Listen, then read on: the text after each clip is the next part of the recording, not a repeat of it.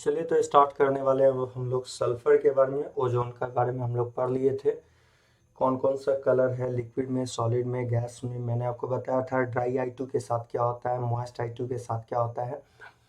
फिर मैंने ये भी बताया था कि अगर हमको टेस्ट करना है तो बेंजीडीन डालते हैं तो ब्लू कलर अपीयर हो जाता है, तो इससे कंफर्म हो जाता है कि ओजोन है। अगर मान लो कि आपको मरकरी के मोबिलिटी को घटाना है तो सबसे बेस्ट तरीका बताते हैं, उसमें क्या कर दो, आप ओजोन डाल दो। ओजोन डालते ही वो मर्क्यूरस ऑक्साइड बना लेगा जो स्टिकी नेचर का होता है, ग्लास पे जाके वो क्या कर जाएगा, चिपक जाएगा। दूसरा मैंने ये भी बताया था कि अगर कभी भी मेनिस्कस नेचर हटाना है तो आपको कैसे करना होगा, ये सब आप देख चुके हो। आज हम लोग देखने वाले हैं सल्फर के बारे में, तो आइए बात करते हैं हम लोग सल्फर से। तो ध्यान से सुनना बाबू, अगर हम बात कर रहे हो allotrope of sulphur, allotrope of sulphur की बात करें तो सल्फर के एलोट्रॉप में अगर आप जाते हो तो अलग अलग फॉर्म में आएगा आपका इसका एलोट्रॉप। पहला जो है एलोट्रॉप में आता है आपका क्रिस्टलाइन,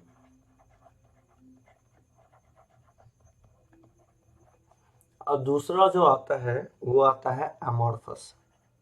दो तरह का सल्फर होता है, क्रिस्टलाइन सल्फर, दूसरा होता है अमॉर्फस। अब ये सॉलिड स्टेट में आप पढ़ चुके हो, फिक्स्ड एंड रेगुलर अरेंजमेंट होगा तो क्रिस्टलाइन, और फिक्स्ड रेगुलर ना रहा तो अमॉर्फस होगा। तो जरा ध्यान से समझना, दो फॉर्म का होगा, एक क्रिस्टलाइन और दूसरा होगा अमॉर्फस। अब यार जो क्रिस्टलाइन है ये भी दो तरह का होता है, क्रिस्टलाइन भी दो तरह का होता है। अब क्रिस्टलाइन दो तरह का कौन कौन सा है, पहला है रोम्बिक सल्फर, फर्स्ट सल्फर है जिसका नाम है रोम्बिक सल्फर,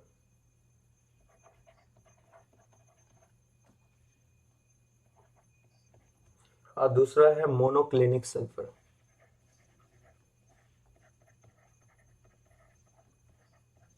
तो बताइए कितने तरह का हो गया, दो तरह का, rhombic and monoclinic. Rhombic sulphur and monoclinic sulphur. और दूसरा जो आता है ये भी आपका दो तरह का होता है, पहला होता है कोलाइडल सल्फर और plastic sulphur. Colloidal sulphur and second one is a plastic sulphur. तो इस तरह से क्लासिफिकेशन है आपका। चलिए तो ये था आपका क्लासिफिकेशन। अब जो बात बोलने वाला हूँ उसको आप ध्यान से एकदम समझो। क्या है बाबू की तो सबसे पहले बात करेंगे रोम्बिक सल्फर की, बात करने जा रहे हैं रोम्बिक सल्फर की बात कर रहे हैं, जिसको हम लोग अल्फा सल्फर भी कहते हैं। कौन सा सल्फर कहते हैं, अल्फा सल्फर भी कहते हैं।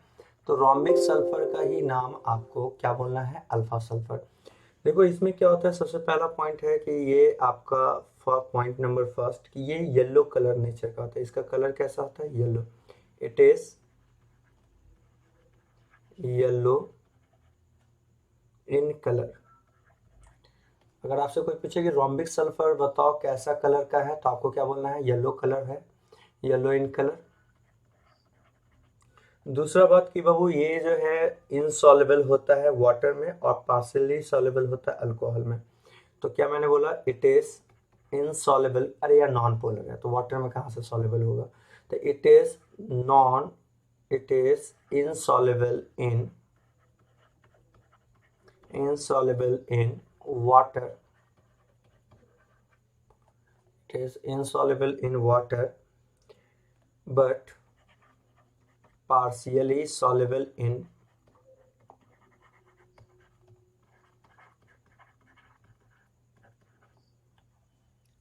ठीक है alcohol, ether to some extent।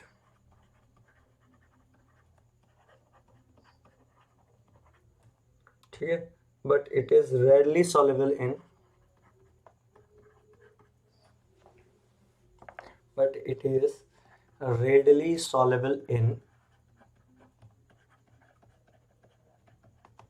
CS2। ध्यान से समझना क्या बोलना चाह रहे हैं। देखो बाबू जो तुम्हारा रोम्बिक सल्फर है, ये सल्फर जो आपका रोम्बिक है, ये कौन सा सल्फर की बात कर रहे हैं, रोम्बिक सल्फर, या आप इसी सल्फर को अल्फा सल्फर भी बोल सकते हो। तो जो आपका रोम्बिक सल्फर जो है, सबसे पहला बात तो आप इसमें ये बैठाओ कि रोम्बिक सल्फर के बारे में कि फर्स्ट पॉइंट, वाटर में ये इनसॉल्युबल है, वाटर में कैसा है, इनसॉल्युबल है। अल्कोहल ले लो या इथर ले लो, अल्कोहल पब्लिक ईथर में पार्शियली सॉल्युबल है, कंप्लीट सॉल्युबल नहीं है, कैसा है, पार्शियली सॉल्युबल है।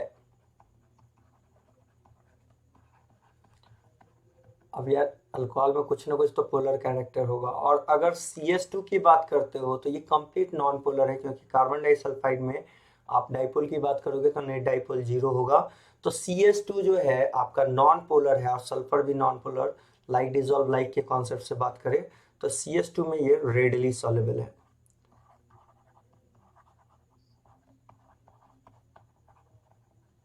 ठीक है, तो ये हो गया आपका रोम्बिक सल्फर के बारे में हम लोग देख लिए। अब बात करते हैं अल्फा सल्फर हो गया, अब आता है बीटा सल्फर। तो चलिए जल्दी से बात करते हैं। अगला टर्म है आपका बीटा सल्फर। थोड़ा सा इसको एडजस्ट कर लो, आपको एडजस्ट नहीं करना, आप आराम से इसको लिखना, ध्यान से सुना। अगला जो है हमारा बीटा सल्फर है। कौन सा सल्फर है, बीटा सल्फर है। बीटा ही सल्फर को हम लोग मोनोक्लिनिक सल्फर भी कहते हैं।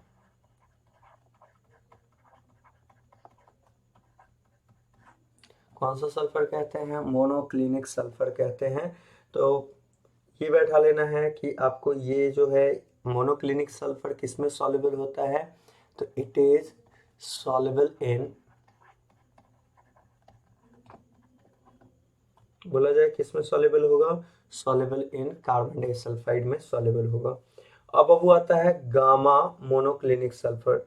तो देखो यार, गामा मोनोक्लिनिक सल्फर की बात करें तो उससे पहले हम आपको, पहले यहाँ तक तो बात समझ में आ गया होगा। तो क्रिस्टलाइन सल्फर में आपका कौन कौन सा आता है, आपका क्रिस्टलाइन सल्फर में दोनों आ जाता है। अगेन फिर से मैं बोल दूं, क्रिस्टलाइन का दोनों पार्ट है। कौन कौन सा पार्ट है क्रिस्टलाइन सल्फर का, तो क्रिस्टलाइन सल्फर का आपका है, पहला अल्फा सल्फर है और दूसरा बीटा सल्फर है। अल्फा सल्फर मैंने किसे कहा, आपको क्लियर कट दिख रहा होगा। अल्फा सल्फर आपको बोलना है रोम्बिक सल्फर को, बीटा सल्फर कहना है आपको, किसको कहना है, बीटा सल्फर, मोनोक्लिनिक सल्फर को कहना है। तो बाबू बोथ आर S8। तो ये पहला अगला पॉइंट बैठा लेना है कि क्रिस्टलाइन सल्फर जो है वो एग्जिस्ट करता है एसिड में, यानी कि both crystalline sulphur exist in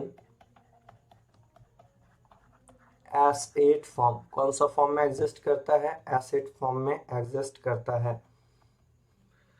अगर हम इसके स्ट्रक्चर की बात करें, एसिड का जो स्ट्रक्चर होगा वो कैसा होगा, तो जरा ध्यान से समझिएगा। ये कुछ इस तरह से बनने वाला है, आपको ऐसे क्राउन फॉर्म में एग्जिस्ट करता है ये,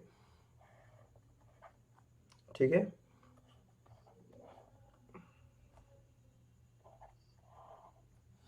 ये होता है इसका, और इसी को क्राउन शेप स्ट्रक्चर भी कहा जाता है। इसका शेप कैसा होता है, क्राउन शेप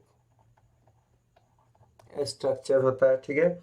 और अगर हम इस लेंथ की बात करें तो ये लेंथ आपका होता है 204 पिकोमीटर, सल्फर के लेंथ 204 पिकोमीटर। और थीटा की बात करें तो जो थीटा होता है बाबू वो 107 डिग्री का होता है। कितना डिग्री का होता है, 107 डिग्री का एंगल होता है। तो ये हो गया आपका क्राउन शेप स्ट्रक्चर। तो पहले बैठा लीजिए, क्रिस्टलाइन जो सल्फर होता है वो एसिड के फॉर्म में होता है, और किस तरह से ये दिख रहा है आपको। अगला है बाबू, जरा ध्यान से समझना। अगर हम बात करें तो जैसे कि अल्फा सल्फर के बीच में एक ट्रांजिशन टेम्परेचर होता है, अल्फा सल्फर और बीटा सल्फर के बीच में जो ट्रांजिशन टेम्परेचर आपको होता है 369 केल्विन। कितना केल्विन, 369 केल्विन। तो बाबू बैठाना है कि 369 से बिलो में अल्फा सल्फर स्टेबल होता है, और उससे एबव में बीटा सल्फर स्टेबल होता है। तो एक नोट का पॉइंट है, आप देखो ना यार, 369 से एबव करोगे तो रिएक्शन किधर भाग जाएगा, फॉरवर्ड। अब फॉरवर्ड में क्या है, बीटा सल्फर। अब बिलो रखोगे 369 से तो किधर रहेगा, बैकवर्ड, जो इसमें कौन स्टेबल होगा, अल्फा। तो नोट का पॉइंट ये है कि बिलो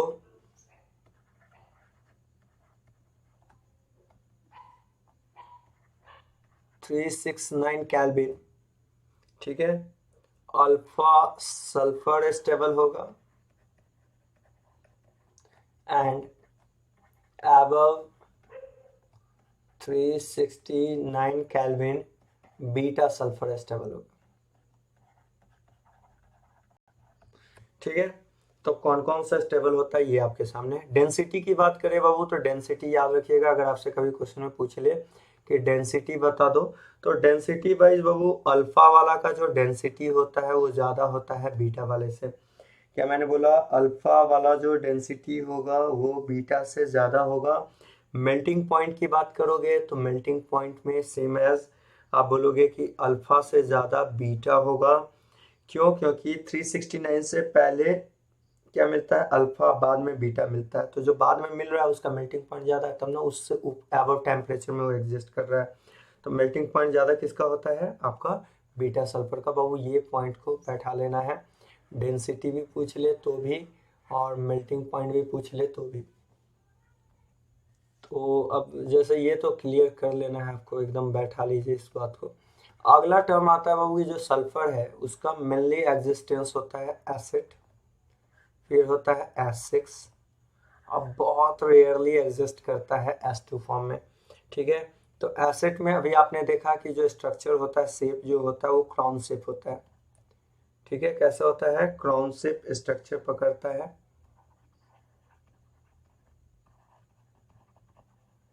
S6 में जो इसका स्ट्रक्चर होता है वो होता है चेयर फॉर्म।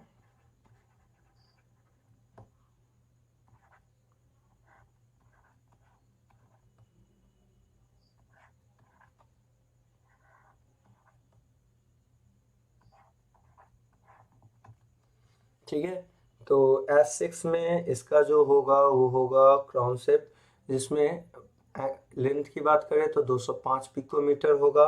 एंगल की बात करें तो इसके बीच का जो थीटा होता है वो 102.2 डिग्री होता है, 102.2 डिग्री होता है। जल्दी से क्राउन शेप के बारे में आपने ऊपर में देखा, S6 किस फॉर्म में एग्जिस्ट करता है, आपको चेयर फॉर्म में भी एग्जिस्ट करता है। सल्फर का एग्जिस्टेंस अगर कोई पूछे, बोलना एसिड भी, S6 भी और S2 भी। अब देखो बाबू, S2 की अगर बात करें तो कैसे होगा, जरा ध्यान से समझना। S2 में सिंपल है, S2 के लिए सिंपल सा लॉजिक क्या है कि आप S6 पे टेम्परेचर 1000 केल्विन से ज़्यादा डाल दोगे तो ये चेंज हो जाएगा S2 में। ठीक है, अब S2 के बारे में क्या क्या बोल सकते हैं, पहला पॉइंट बोलेंगे ये पैरामैग्नेटिक है।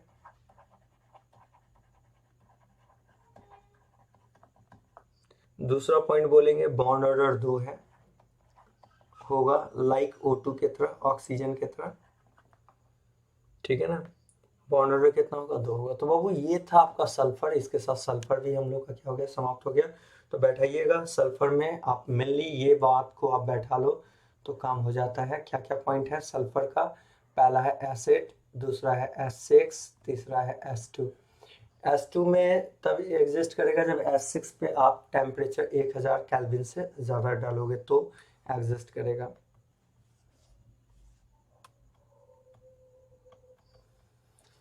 चलिए तो आगे की ओर बढ़ते हैं। अब हम लोग आ रहे हैं ऑक्सी एसिड ऑफ सल्फर पे आने वाले हैं, जरा ध्यान से देखिएगा। ऑक्सी एसिड ऑफ सल्फर की अगर मैं बात करूं तो कैसे आपको देखना है उसकी बात करेंगे हम लोग।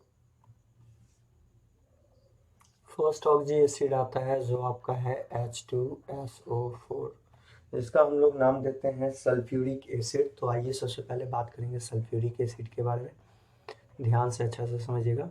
सल्फ्यूरिक एसिड स्ट्रक्चर वाइज बात करोगे तो इस तरह से स्ट्रक्चर है, SOH डबल बॉन्ड O, यहाँ OH। बेसिसिटी बात करोगे तो बेसिसिटी बाबू इसका 2 होता है। दूसरी बात कि हम तैयार कैसे कैसे कर सकते हैं, तो फर्स्ट मेथड है इसका कॉन्टैक्ट प्रोसेस। कॉन्टैक्ट प्रोसेस, पहला जो मेथड है H2SO4 का तैयार करने का वो है कॉन्टैक्ट मेथड। इसमें क्या किया जाता है कि सबसे पहले तो आपको ये बैठाना है कि इस वाले रिएक्शन में स्टेप बाय स्टेप वर्क करवाना है।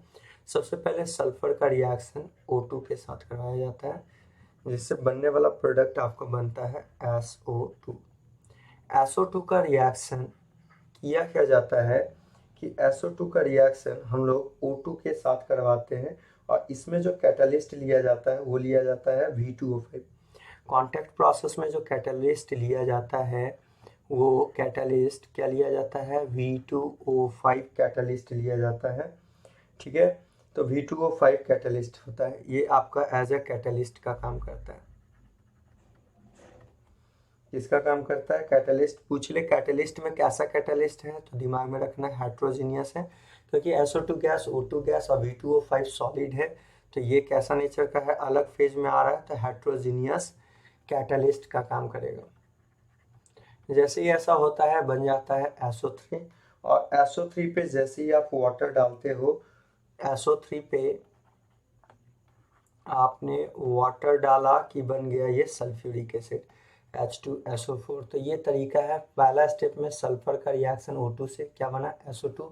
SO2 का O2 से रिएक्शन किसके प्रेजेंस में, V2O5 एज ए कैटलिस्ट का काम करता है, बन जाएगा SO3। हाइड्रोलिसिस करने पे चेंज हो जाएगा H2SO4 में चेंज हो जाएगा। ठीक है, किसमें चेंज हो जाएगा, H2SO4 में चेंज हो जाएगा। तो पहला तो आपको ये बात को बैठाना है।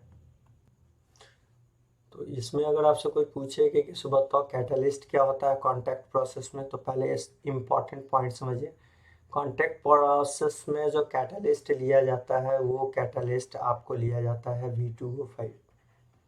दूसरा बात, ये हेट्रोजीनियस कैटलिस्ट लिया जाता है। सेकेंड पॉइंट आप ये कह सकते हो कि SO3 में जो कैटलिस्ट है वो V2O5 लिया जाता है। दूसरा बात बाबू कि डेलएच इसका निगेटिव होता है, लो temperature and high pressure required होता है।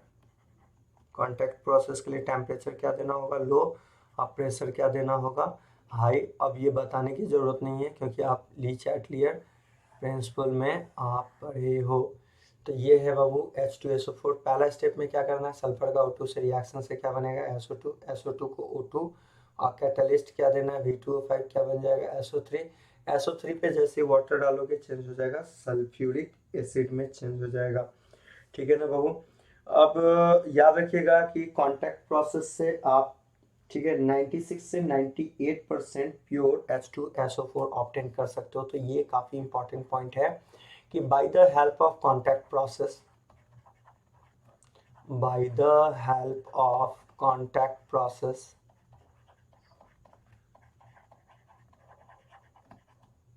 कितना से कितना बोलो, 96 से 98% pure H2SO4 can be obtained.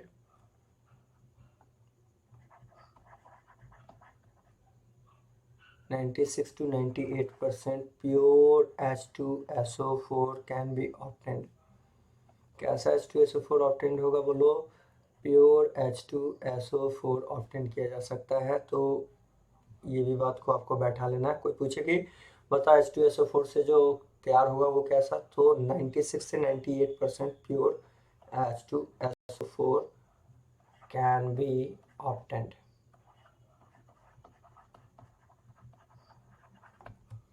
ठीक है, तो इससे आप इस तरह का ऑक्सीजन जो है मतलब H2SO4 ऑब्टेन कर सकते हो। जल्दी से बताओ पहला क्या किए, सल्फर का रिएक्शन O2 से करवाया जाता है, बनता है SO2 in presence of V2O5 as a catalyst which is a heterogeneous catalyst at a low temperature and high pressure followed by hydrolysis. क्या बनता है, H2SO4 का फॉर्मेशन होता है।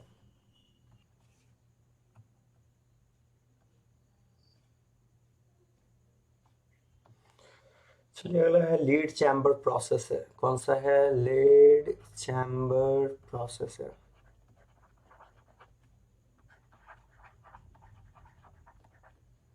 लीड चैम्बर प्रोसेस में क्या किया जाता है, पहले तो ये समझना है। लीड चैम्बर प्रोसेस जो है इसमें कैटलिस्ट के फॉर्म में एनो यूज किया जाता है और होमोजेनियस कैटलिस्ट होता है। तो कैटलिस्ट वो प्लीज याद रखना क्योंकि पूछ लेता है आपसे। अगर पूछे कॉन्टैक्ट प्रोसेस में तो V2O5 होमोजेनियस है, हेट्रोजेनियस कैटलिस्ट है, हेट्रोजेनियस है। लेड चैम्बर में जो कैटलिस्ट यूज होता है वो एनो होता है, और ये आपका होमोजेनियस कैटलिस्ट होता है। होमोजेनियस क्या होता है? कैटलिस्ट का काम करता है। अब इसमें देखो होता क्या है यार, होता ये है कि SO2 का जैसे ही आप रिएक्शन O2 से करवाते हो, किसके प्रेजेंस में? एनो कैटलिस्ट के प्रेजेंस में, तो यहाँ से बन जाता है SO3, और SO3 पे फर्दर आप जैसे ही हाइड्रोलिसिस करवाते हो तो आपको मिल जाता है H2SO4। तो जो जो मैंने बोला है आपको वो आप एकदम अच्छे तरीका से बैठाते चलो कि किस में कौन सा कैटलिस्ट यूज हो रहा है, नहीं हो रहा है। तो ये हो गया बाबू H2SO4 के तैयार करने का तरीका। अब बात करते हैं property of H2SO4। Properties of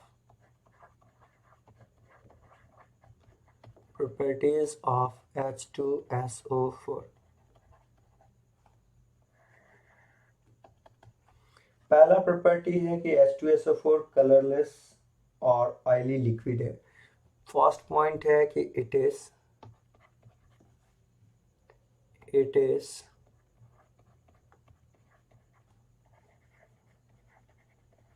colourless oily liquid है, ठीक है। दूसरा कि ये डिजॉल्व होता है वाटर में और इवॉल्व करता है लार्ज अमाउंट ऑफ हीट, ठीक है, क्योंकि एच बॉन्ड का केस हो जाएगा। तो अगेन मैंने क्या बोला, it dissolve in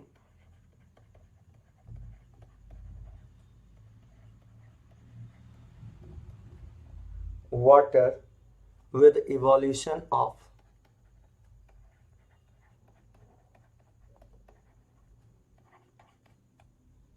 large amount of heat।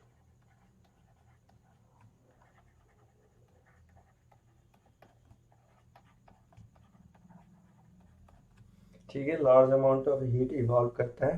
दूसरी बात की बाबू आप कॉलिगेटिव प्रॉपर्टी में पढ़ चुके हो कि वाटर प्लस H2SO4 ये कैसा एजोट्रॉपिक मिक्सचर देता है। तो पहले तो हम आपको बता दें कि डेविएशन वाइज अगर बात करते हो तो दोनों में H बॉन्ड हो रहा है, तो डेविएशन वाइज ये निगेटिव डेविएशन शो करेगा,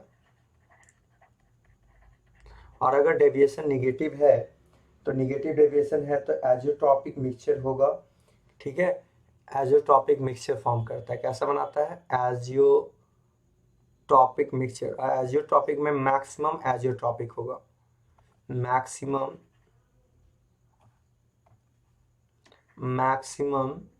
एजियोट्रॉपिक मिक्सचर बनाता है, जो हम लोग कहाँ पे पढ़े हैं? कॉलिगेटिव प्रॉपर्टी में, इसके बारे में आप पढ़ चुके हो। तो पहला तो बैठा लेना है कि कलरलेस है, ऑयली लिक्विड है, डिजॉल्व होता है वाटर में और large amount of heat evolve करता है। वाटर प्लस H2SO4 का मिक्सचर आपका होता है एजोट्रॉपिक मिक्सचर होता है। दूसरा बात है कि लो वोलाटिलिटी है,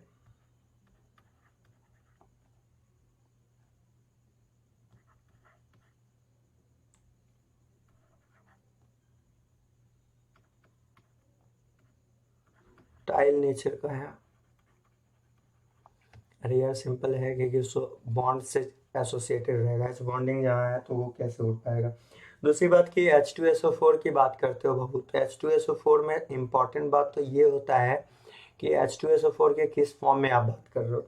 अगर आप बात करते हो कॉन्सेंट्रेटेड H2SO4 का, तो कॉन्सेंट्रेटेड H2SO4 में 3 नेचर होता है। कितना नेचर होता है बोलो? 3 नेचर होता है। आपका पहला नेचर होता है जो आपका एसिड का काम करेगा, कॉन्सेंट्रेटेड H2SO4। दूसरा आपको काम करने वाला है डिहाइड्रेटिंग एजेंट का काम करने वाला है,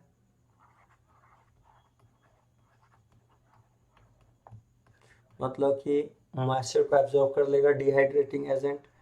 और तीसरा आपका काम करने वाला है कैसा? ऑक्सीडाइजिंग एजेंट का। जबकि डाइल्यूट H2SO4 की बात करते हो तो डाइल्यूट H2SO4 ओनली एसिड है और कुछ नहीं, ओनली एसिड का काम करता है,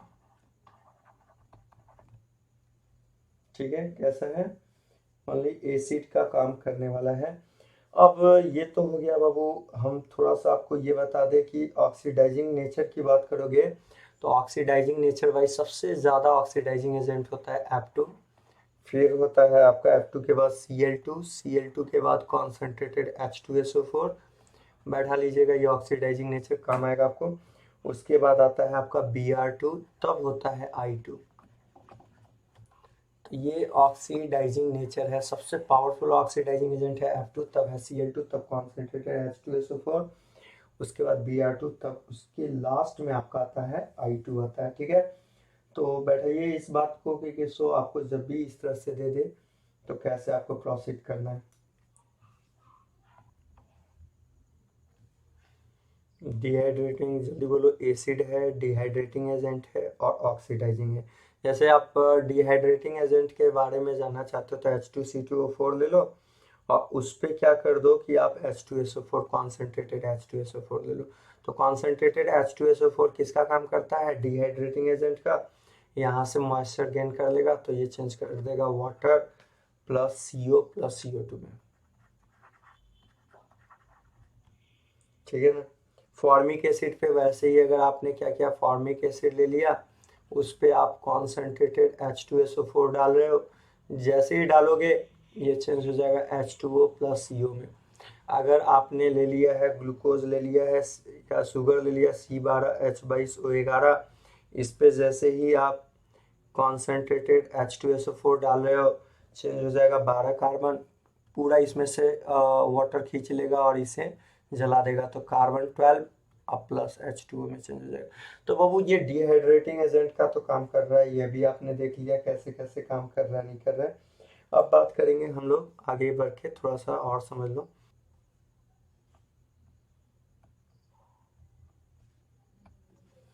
एक टर्म आता है वो थायोनिक एसिड के थायोनिक एसिड के सीरीज से भी थोड़ा सा क्वेश्चन पूछ लेता है। तो चलिए थोड़ा सा थायोनिक एसिड की बात करते हैं। थायोनिक एसिड में मान लो कि मैंने बोला कि आपको ऐसा दे दिया है H2SN2 और O6 टाइप का है। ठीक है, तो H2SN प्लस 2 और आपको O6 टाइप का सीरीज है, या आप बोलो कि वैसा सीरीज जिसमें एक से ज़्यादा सल्फर है, ऐसे भी आप बोल सकते हो कि अगर ज़्यादा दिक्कत हो तो आप ऐसे दिखा दो तो ज़्यादा बेटर रहेगा अगर इसमें है तो। थायनिक एसिड के सीरीज में हमने क्या लिया है कि मैंने माना कि ऐसा है हम लोग का सीरीज H2SN और यहाँ OX टाइप का है। तो देखो बाबू इस तरह के सीरीज को हम लोग थायनिक सीरीज कहते हैं, जिसमें आपसे पूछा क्या जाता है। सो देखो सबसे पहला इम्पॉर्टेंट पॉइंट जो हम लोग एज अ ट्रिक वाइज जैसे बोलो आप बैठा लेना, इसमें पूछ लेता है ऐसे क्वेश्चन में एसएस लिंकेज, एसएस लिंकेज कितना है नहीं है ये पूछा जाता है। तो इम्पॉर्टेंट पॉइंट ये है कि अगर आपसे कोई पूछे तो याद रखना कि S2 से लेके सल्फर का वैल्यू, सल्फर Sn में सल्फर का वैल्यू कहाँ से, N का वैल्यू 2 से लेके, ठीक है, 6 तक में, 2 से 6 तक में आपको बोलना है कि वैसे में एसएस लिंकेज आएगा सीधा। कौन सा लिंकेज आएगा? एसएस लिंकेज आएगा। पहले तो बैठा लो जो बात बोल रहे हैं कि आपसे अगर कोई पूछे कि लिंकेज कहाँ से कहाँ तक में आएगा तो n का वैल्यू 2 से 6 तक में आपको एसएस लिंकेज आने वाला है। ठीक है, अब जैसे कि आप इसमें ले लो, क्या ले सकते हो, जैसे मान लो S2O2 पे 2 माइनस, S2O3 पे 2 माइनस, S2O4 पे 2 माइनस, ठीक है, फिर उसी तरह से S2O5 पे 2 माइनस, S2O6 पे 2 माइनस। इन सबों में देखो कहाँ से कहाँ तक बोले हैं जल्दी बताओ। मैंने बोला 2 से लेके ऑक्स, यहाँ देखें हम दो S2 तो फिक्स ही है, हम एक्स का बात कर लेते हैं, यहाँ पे ज़्यादा अच्छा रहेगा। एक्स का वैल्यू जो एक्स है ये Sn तो है ही, ओ में ओ एक्स की बात कर रहे हैं तो एक्स का वैल्यू ओ में कितना, एक्स का वैल्यू कहाँ से कहाँ तक, 2 से 6 तक में आपको क्या मिलने वाला है, एस एस लिंकेज मिलने वाला है।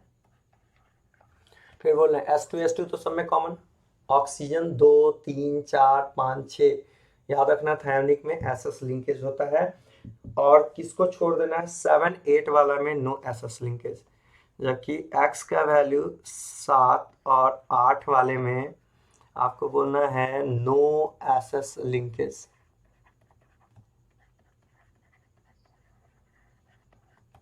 जैसे आप मान लो कि मैंने बोला S2O7 पे 2 माइनस, S2O7 पे 2 माइनस, या फिर मैंने बोला है S2O8 पे 2 माइनस, इसमें क्या होता है, नो एस एस लिंकेज, कोई एसएस लिंकेज नहीं होता है। तो ये बात कुछ जो है आपको बैठा लेना है। थेवेनिक सीरीज है एसएन, हम एक्स की बात कर रहे हैं, अगर मैं फिर से बोल दूं एक्स की बात कर रहे हैं, ओ एक्स में एक्स का वैल्यू 2 से 6 तक, ओ की जगह ओ का वैल्यू 2 3 4 5 6, इस सब में एसएस लिंकेज होगा। एक्स एक्स फिर से ऑक्सीजन वाले में बोल रहे हैं, ओ एक्स की बात कर रहे हैं, जो आपका फॉर्मेट मैंने लिया है H2SNOX। तो एक्स का वैल्यू 7 8 में कोई भी एसएस लिंकेज नहीं होता है बबू। तो ये बात को आपको अच्छे तरीका से बैठाना है। अब जो एक लास्ट टर्म आपका आता है ऑक्सीजन फैमिली का, सोडियम थायोसल्फेट के बारे में हम लोग देखने जा रहे हैं। सोडियम थायोसल्फेट, इसी को वो एक और नाम से जाना जाता है, हाइपो के नाम से। तो अगर आपसे कोई पूछे हाइपो का फॉर्मूला क्या है, तो आपके दिमाग में होना चाहिए Na2S2O3.5H2O को ही हम लोग हाइपो कहते हैं। दूसरी बात कि ये जो आपका सोडियम थायोसल्फेट है, ये डेलिक्विसेंट है, मतलब कि मॉइस्चर, एटमॉस्फेयर से मॉइस्चर ऑब्जर्व कर लेगा, तो it is deliquescent in nature,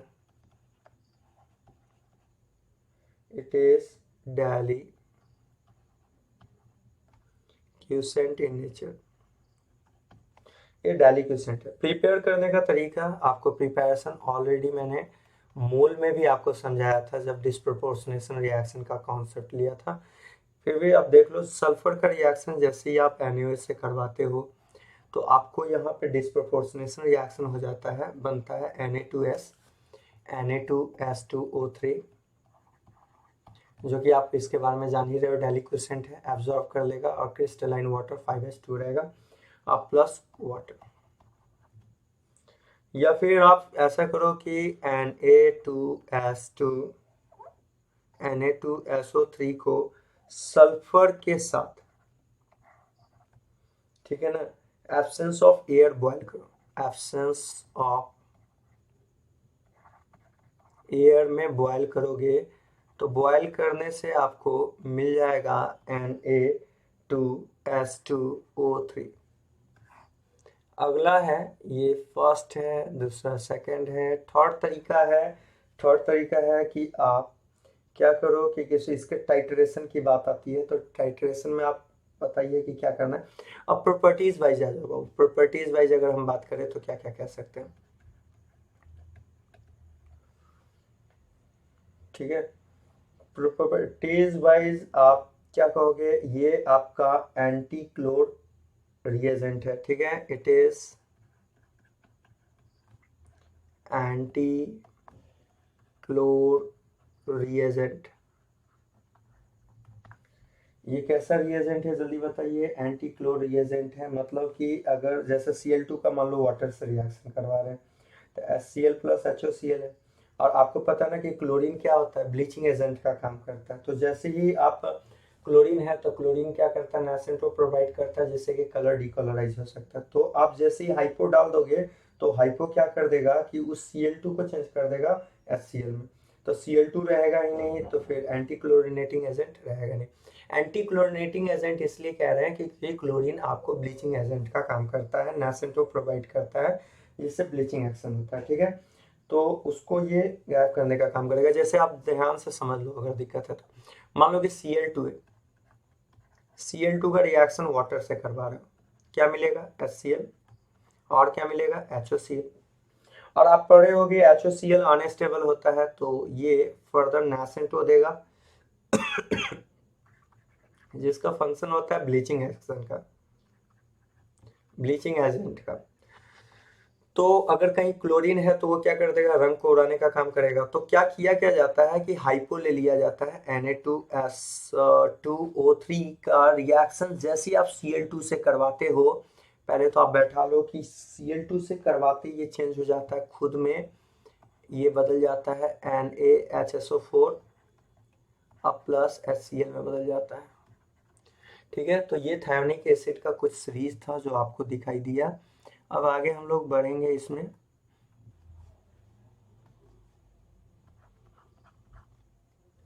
अगर हम बात करें अगले प्रॉपर्टी की, तो Na2S2O3 जो है आपको हाइपो कॉम्प्लेक्सिंग एजेंट का भी काम करता है। तो अगला पॉइंट बोलेंगे, it act as complexing agent. अब देखो कॉम्प्लेक्सिंग एजेंट में क्या क्या होगा वो भी बता दो तुमको। बड़ा ही इंपॉर्टेंट रिएक्शन है बाबू, बैठा के रखना, क्योंकि ये वाला टर्म हद से भी ज़्यादा इम्पॉर्टेंट है। बैठाइएगा। पहला है सिल्वर सॉल्ट के साथ, सिल्वर सॉल्ट के साथ AgX के साथ, AgX के साथ क्या क्या हो सकता है। सो देखो, मान लो कि अगर आप AgX में X की जगह तो पता ही है क्या क्या ले सकते हैं, फ्लोरीन, क्लोरीन, ब्रोमीन, आयोडीन। इसमें जनरली फ्लोरीन को अवॉइड करते हैं हम लोग। तो क्या AgCl का रिएक्शन आपने जैसे ही हाइपो से करवा दिया, Na2S2O3 के साथ करवाया, तो गौर करना, जैसे ही आप Na2S2O3 के साथ करवाओगे तो यहाँ पे सबसे पहला आयन एक्सचेंज हो जाएगा और बन जाएगा आपका Ag2S2O3। ठीक है, हम सीधा आपको बता दें, ज़्यादा हम इसमें टाइम नहीं लॉस करेंगे। AgCl का Na2S2O3 के साथ रिएक्शन करवाओगे तो कॉम्प्लेक्स बनाएगा। कॉम्प्लेक्स जो फॉर्म्ड होता है उस कॉम्प्लेक्स को कहते हैं 312। याद रखने का ट्रिक बता रहे हैं, क्या है, 312 कॉम्प्लेक्स बनता है। तो जब भी AgCl का Na2S2O3 के साथ रिएक्शन करवाओगे तो किस तरह का कॉम्प्लेक्स बनेगा, 312, जो सॉल्युबल कॉम्प्लेक्स होगा। देखो कैसे याद रखना, आपको वो भी तरीका बताते हैं। ऐसे AgS2O3 होल ट्वाइस। ठीक है, AgS2O3 होल ट्वाइस। आप देखो इसको ऐसे याद रखो, 312 में ये 3 है, ये 1 है और ये 2 है, तो इसी कोड को हमने क्या नाम दिया, 312। तो कॉम्प्लेक्स बना लेता है जो कि सॉल्युबल कॉम्प्लेक्स होता है। और प्लीज़ याद रखिए तो ज़्यादा ही फायदा करेगा, ये सॉल्युबल कॉम्प्लेक्स बनाता है। कैसा कॉम्प्लेक्स बनाता है, सॉल्युबल कॉम्प्लेक्स यहाँ पे फॉर्म्ड हो जाता है। सेम एज अगर आपने रिएक्शन करवा दिया Ag2S2O3 का वाटर के साथ, तो यहाँ से जो बनता है वो बनता है Ag2S और प्लस H2SO4 का फॉर्मेशन होता है, जिसका कलर होता है ब्लैक। ठीक है, कैसा कलर होता है, ब्लैक कलर का होता है। अगला आता है बाबू की कॉपर सॉल्ट। बताओ सिल्वर के सॉल्ट के साथ कैसा कॉम्प्लेक्स बनेगा, 312। याद रखना 312 में क्या करना है, Na3। सिल्वर हमेशा अगर कॉम्प्लेक्स बना रहा है तो डी ब्लॉक का है, अंदर में रहेगा, तो 3 सिल्वर 1 लेना होगा। S2O3 हॉल ट्वाइस, तभी ना ये 3 1 2 312 बनेगा। तो बाबू काफ़ी इंपॉर्टेंट है। Ag2S2O3 का रिएक्शन अगर आपने वाटर से करवा दिया है तो Ag2S का ब्लैक PPT बनता है। अब जरा ध्यान से समझना, गौर करना पूरा। अगला आता है बाबू कॉपर सॉल्ट के साथ। ये तो सिल्वर सॉल्ट के साथ आपने रिएक्शन देखा, अब बात कर रहे हैं कॉपर सॉल्ट के साथ। अगर कॉपर सॉल्ट की बात करें तो कॉपर सॉल्ट के साथ हम लोग क्या करेंगे, जैसे कि मान लो कि आपने CuSO4 का रिएक्शन करवा दिया है Na2S2O3 के साथ करवा दिया है, तो जो कॉम्प्लेक्स बनेगा बाबू, ये कॉम्प्लेक्स इंपॉर्टेंट है, बैठा लेना है, एकदम दिमाग में बैठा हुआ होना चाहिए। और कैसा होता है, सॉल्युबल होता है, कोड क्या है, 312। उसी तरह से अगर Na2S2O3 के साथ बनाओगे तो कॉम्प्लेक्स जो बनेगा वो कॉम्प्लेक्स बनेगा 465 का। सिल्वर के साथ 312 का कॉम्प्लेक्स, कॉपर सल्फेट के साथ 465 का कॉम्प्लेक्स बनता है। इसको ऐसे याद रखो, 465 है तो पहले 4 चाहिए तो Na4 हो जाएगा, फिर 465 आपको पुराना है तो Na4। आपको पता है कॉपर डी ब्लॉक है, जो सेंट्रल मेटल पहले आएगा, तो कॉपर 4 6, तो कॉपर 6। S2O3 कितने बार हो जाएगा, जल्दी से बताओ, 465 पुराना है तो 5 बार। तो पहले ये बैठा लेना बाबू, ये सब काफी इंपॉर्टेंट रिएक्शन है, बार बार बोल रहे हैं। कॉपर सॉल्ट के साथ 465 का कॉम्प्लेक्स बनता है, और अगेन ये भी आपका सॉल्युबल नेचर का होता है। कैसा नेचर का होता है? सॉल्युबल नेचर का होता है। अब जरा ध्यान से सुनना, अगर आपने हाइपो लिया Na2S2O3.5H2O, इसको अगर आपने हीट किया है तो हीट करने पे पहले तो बचेगा Na2S2O3, क्योंकि जितना भी वाटर वेपर है वो उड़ जाएगा, और उड़ने के बाद फर्दर अगर आपने हीट अलाउड किया है तो हीट से क्या होगा, फर्दर हीटिंग से Na2SO4 प्लस Na2S5 के फॉर्म में चेंज हो जाएगा। जिस S5 का स्ट्रक्चर आप ऐसे दिखा सकते हो, जरा ध्यान से देखना, this is the structure of S5। तो काफी इंपॉर्टेंट, ये सारा रिएक्शन बहुत बहुत इंपॉर्टेंट है। पहला हीट से क्या होगा, वाटर उड़ जाएगा यहाँ से वेपर फॉर्म में, और अगेन सेकेंड हीट से क्या होगा, Na2S2O3। याद रखना, हाइपो को हीट करने से Na2S2O3 टूट जाता है, Na2SO4 प्लस Na2S5 में चेंज हो जाता है। किस में चेंज हो जाता है? Na2S5 में। अगला बाबू एक लास्ट रिएक्शन है, थोड़ा सा एडजस्ट कर दो, रिएक्शन विथ हैलोजन। जितना भी इसमें आया सारा रिएक्शन इंपॉर्टेंट है। सिल्वर सॉल्ट के साथ 312, कॉपर सॉल्ट के साथ 465, हाइपो को हीट करते हैं Na2SO4, Na2S5 फॉर्म होता है। अगला है रिएक्शन विथ हैलोजन। हैलोजन के साथ रिएक्शन की बात करते हो तो हैलोजन के साथ किस तरह से रिएक्शन होता है, सो देखो, जैसे ही आप I2 का रिएक्शन करवा दो Na2S2O3 से, तो ये चेंज हो जाएगा Na2S4O6 अब प्लस 2Na में चेंज हो जाएगा। लेकिन यदि आप Cl2 और Br2 के साथ करवाते हो, अगर आप I2 छोड़ के Cl2 या फिर Br2 के साथ करवाते हो Na2S2O3 का रिएक्शन, तो क्या होगा यार, Na2 यार ये S है, S2O3 का रिएक्शन करवाते हो तो क्या होगा, यहाँ पे बन जाएगा NaHSO4 अब प्लस NaCl का फॉर्मेशन हो जाएगा, और यहाँ पे सेम एज वैसे ही NaHSO4 अब प्लस NaBr का फॉर्मेशन हो जाएगा। पूछ लेगा I2 के साथ क्या बनता है, देख लो Na2S4O6, और Cl2 के साथ क्या बनता है, NaHSO4। मतलब I2 को छोड़ दो तो जो क्लोरीन ब्रोमीन है वो बना लेता है NaHSO4 और NaX टाइप का कंपाउंड। ठीक है बाबू, इसके साथ आपका ये हो गया, द एंड हो गया, ऑक्सीजन फैमिली समाप्त हुआ।